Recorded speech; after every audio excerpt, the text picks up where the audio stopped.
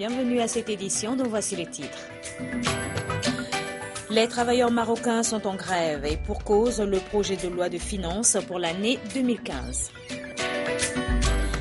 Samantha Power achève sa tournée dans les 3 pays les plus touchés par l'épidémie d'Ebola. L'ambassadrice américaine se veut optimiste à la fin de cette visite. Mesdames, Messieurs, bonjour et encore une fois, bienvenue. Au Maroc, c'est la grève générale ce mercredi. L'Union solidaire des forces populaires dénonce la rupture de dialogue avec le gouvernement. Ce serait là la principale cause de ce mouvement. Nous écoutons à présent le secrétaire général de l'Union. Comme vous le voyez, pour qu'il y ait cette unanimité des centrales syndicales pour observer la grève et pour qu'il y ait le même consensus de la part de la société contre ce gouvernement, c'est que ce dernier refuse tout dialogue. Il s'agit donc d'une mobilisation syndicale de 24 heures lancée par le Front syndical marocain pour protester également contre le projet de réforme de retraite. Voyons donc dans ce reportage la situation dans le pays à la veille de ce mouvement de protestation. Se déplacer à pied dans son propre véhicule, par covoiturage ou encore rester à la maison, c'est la question qui taraude les Marocains à quelques heures du début de la grève générale. Pour la Fédération nationale de transport routier, tout se déroulera normalement demain. La Royal Air Maroc et l'Office national des chemins de fer signalent également que le trafic ne subira aucune perturbation. Le syndicat national des professionnels des taxis au Maroc, affilié à l'UGTM, participera à la grève selon le secrétaire général de cette centrale syndicale. C'est le cas aussi de Casa Tramway qui, contrairement au tramway de Rabat, qui ne prévoit aucune perturbation liée au mouvement social, a annoncé que ses employés observeront le débrayage. Pour ce qui est de l'administration publique, le département de tutelle a assuré que les collectivités locales, les préfectures et les services administratifs en général seront ouverts pour accueillir les citoyens. Selon la presse, en ce qui concerne les banques, l'Union syndicale interbancaire a annoncé que la grève sera suivie par certains employés. Quant aux boulangers, ils travailleront normalement selon la Fédération nationale de la boulangerie. Et concernant le secteur de l'éducation, toujours selon nos confrères de la presse écrite, l'UNEM a appelé à la grève dans les universités et l'UMT de son côté promet que les cours de demain seront rattrapés par les enseignants. Quant au secteur le plus vital, celui de la santé, selon tous les syndicats qui ont appelé à la grève, un service minimum sera assuré dans les hôpitaux. Manifestation de protestation toujours, mais cette fois-ci au Burkina Faso. À Ouagadougou, ce mardi, des affrontements se sont déroulés entre les forces de l'ordre et les manifestants de l'opposition. L'opposition qui a appelé ses militants à se mobiliser contre le projet de révision constitutionnelle du gouvernement qui vise à sauter le verrou de la limitation des mandats pour permettre à Blaise Compaoré de se présenter à la fin de son mandat en 2015. Des centaines de milliers de personnes sont sorties pour cette manifestation dite de désobéissance civile. Nous suivons à présent le reportage de notre envoyé spécial Abdoulaye Bari. C'est sur les images de Bakarit Kienou. Ouagadougou, place de la nation ce mardi. Jour J pour la mobilisation à l'appel de l'opposition burkinabé. Voici les couleurs. Libérez! Libérez! Libérez! Libérez! C'est certainement la plus grande mobilisation jamais organisée par l'opposition au Burkina. Ils sont plusieurs centaines de milliers de personnes à avoir répondu à l'appel pour la désobéissance civile lancé par l'opposition. C'est une réponse à la décision du gouvernement de modifier la Constitution pour permettre au président Blaise Compaoré de rempiler en 2015 pour 3 quinquennats après avoir passé 27 ans au pouvoir. Dans les rues de Ouagadougou, les manifestants ont battu le pavé pour dire non à la modification de l'article 37 de la Constitution qui limite à 2 le nombre des mandats présidentiels. Annoncée comme une manifestation pacifique, les choses ne tarderont pas à dégénérer entre les manifestants et les forces de l'ordre. Vous voyez les esprits s'échauffent ici au rond-point des Nations Unies parce que les manifestants veulent forcer les barrages de sécurité pour aller dans la zone rouge. Ça montre un peu l'état d'esprit des Burkinabés à ce moment précis au niveau de la manifestation qui a commencé à la place de la Nation. Nous sommes touchés par une pierre lancée par les manifestants en direction des forces de l'ordre. Débordée, la police charge et tire des grenades lacrymogènes pour disperser les manifestants déterminés à franchir la ligne rouge. S'ensuit une course-poursuite entre manifestants et forces de l'ordre. Au tir de grenades lacrymogènes, les manifestants répondent par des jets de pierre, des barricades et autres pneus brûlés ici sur la principale artère. Après plusieurs heures de tension entre manifestants et forces de l'ordre, un cessez-le-feu est sur le point de voir le jour.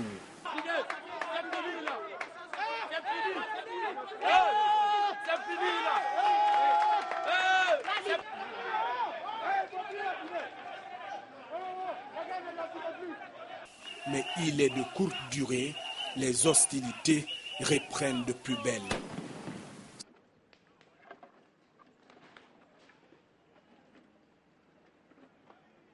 C'est ce jeudi que les députés doivent voter le projet de loi pour la révision de la Constitution. L'opposition terminée à faire barrage au projet, même détermination du côté des partisans du président Blaise Compaoré, qui estime que le projet est légitime et légal. Dans les jours à venir, plusieurs grandes villes du pays devraient entrer dans le bal des manifestations.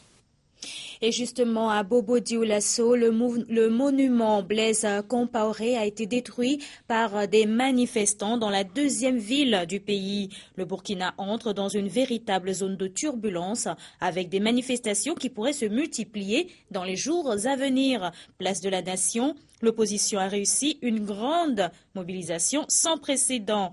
Plusieurs responsables politiques se sont succédés à la tribune pour dénoncer le projet de révision constitutionnelle qui est loin de faire l'unanimité au Burkina Faso. Écoutons respectivement Zéphirin Diabré, chef de file de l'opposition, et Saran Sérémé au micro de nos envoyés spéciaux Abdoulaye Bari et Bakary Kienou.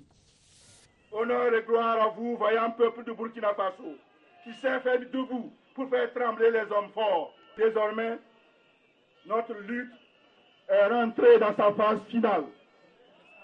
Maintenant là, ça passe ou ça casse.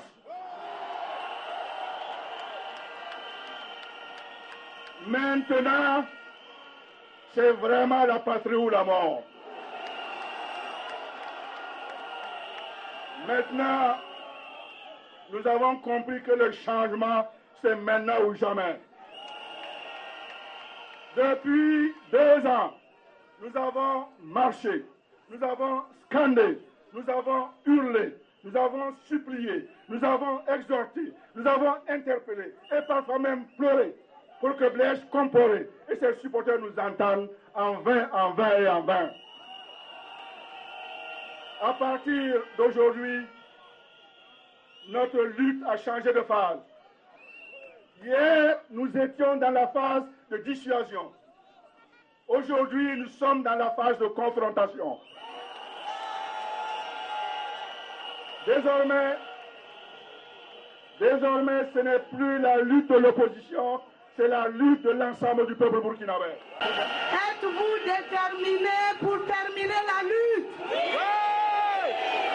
Êtes-vous déterminé pour empêcher ce coup d'État constitutionnel? Nous avons fait un consensus pendant 27 ans. Les 5 présidents réunis depuis les indépendances ont fait 27 ans. Non! Depuis Maurice Yaméogo à Sankara.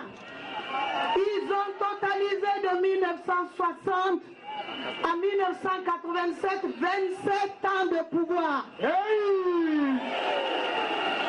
Et Blaise Compaoré à lui seul, de 87 à 2014, a fait 27 ans. Est-ce qu'on va ajouter encore? Burkina Faso toujours, ce matin, plusieurs milliers de personnes ont manifesté dans les rues de Ouagadougou pour exiger de meilleures conditions de vie et de travail. Organisée par la coalition contre la vie chère, la manifestation s'est déroulée sans heurts. Plusieurs centrales syndicales ont pris part à la manifestation. Ils ont parcouru de longues distances avec des slogans forts. Nous voulons le changement. Nous écoutons à présent le vice-président de la coalition contre la vie chère. Il est au micro de nos envoyés spéciaux Abdoulaye Bari et Bakary Kienou. Nous sommes en manifestation de la coalition contre la vie chère dans le cadre de notre campagne nationale pour une école démocratique et populaire en faveur des enfants du peuple. Qu'est-ce que vous exigez exactement? Nous exigeons que le gouvernement prenne des mesures afin que l'école soit accessible à la plus grande majorité des enfants de notre peuple. Parce que nous avons constaté qu'à ce niveau-là, il y a un déficit criard qui n'est pas acceptable pour un État de droit démocratique aujourd'hui au Burkina Faso. On change de sujet à présent pour parler de la santé, particulièrement de l'épidémie d'Ebola. L'ambassadrice américaine à l'ONU, Samantha Power, est arrivée au terme de sa visite en Guinée, au Libéria et en Sierra Leone. À l'issue de cette tournée dans ces 3 pays africains les plus touchés par cette épidémie d'Ebola, eh bien, elle se veut optimiste. Il faut dire que selon l'OMS, près de 5000 morts sur plus de 10 000 cas ont été enregistrés de février à ce jour, essentiellement au Libéria, en Sierra Leone et en Guinée. C'est une visite express, mais très symbolique. L'ambassadrice américaine à l'ONU dans l'un des pays les plus touchés par Ebola. Samantha Power se veut offensive et optimiste. Nous avons encore un long chemin à parcourir, mais nous sommes sur la bonne voie.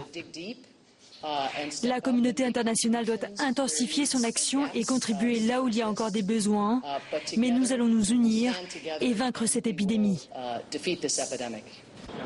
En visite dans les centres de soins installés spécialement pour lutter contre Ebola, Samantha Power relève des signes encourageants, des détections bien plus rapides et des enterrements désormais presque tous sécurisés. Une évolution importante car les cadavres sont particulièrement contagieux. Mais la semaine dernière, l'Organisation mondiale de la santé affirmait que la transmission du virus restait intense. La présidente du Libéria appelle donc la communauté internationale à se tenir derrière elle. La stigmatisation, l'exclusion, les restrictions, ce ne sont pas des réponses appropriées. Nous voulons qu'ils reconnaissent les progrès faits par les pays affectés et qu'ils nous rejoignent pour s'assurer que le confinement est total. À ce jour, le virus Ebola a tué près de 5000 personnes, dont plus de la moitié au Libéria. Et ce qu'on remarque également en Guinée, c'est cette solidarité africaine face à l'épidémie de fièvre hémorragique Ebola. Le Mali avait récemment recensé son premier cas, une fillette de 2 ans décédée quelques jours après son arrivée de la Guinée. Et bien, face à ce premier cas, la solidarité guinéo-malienne se renforce dans cette lutte contre la maladie. La fièvre Ebola fait sa première victime en République du Mali. Partie de Kissidougou, une fillette succombe à l'épidémie dans la région de Kaï. Loin de susciter la méfiance du pays, cette première expérience malienne renforce la solidarité de son peuple avec la Guinée. En ce qui concerne le cas d'Ebola qui s'est passé au Mali, moi je crois que le Mali et la Guinée, ils ont dépassé ce cap. Le Mali et la Guinée, c'est 2 pays frères, c'est même 2 pays de sang. Et regardez un peu la frontière à Kouré-Mali, c'est tracé à voile d'oiseau. Ça ne pose aucun problème. L'apparition de la fièvre Ebola en Guinée a permis de jauger le degré de nos liens de solidarité avec les pays voisins. Et les Guinéens sont unanimes sur l'exception malienne. Chacun est libre de décider de fermer ou de ne pas fermer sa frontière. Le Mali, vraiment, c'est un pays qui a accompagné la Guinée. Et avec cette maladie, donc le Mali a vraiment, tout le peuple du Mali et plus son président est à saluer. C'est une marque de solidarité, un témoignage qui dit que quand un peuple est meurtri, on ne doit pas l'isoler. Plutôt, il faut l'approcher pour l'aider à combattre le mal qu'il est en train de subir. Cette fraternité s'est construite entre les 2 États depuis des lustres. Elle n'est pas près de céder à la psychose et à la méfiance qui entourent l'épidémie de fièvre Ebola. Point final à cette édition. Merci à vous tous de l'avoir suivi. Très bonne suite de programmes sur Africable Télévision.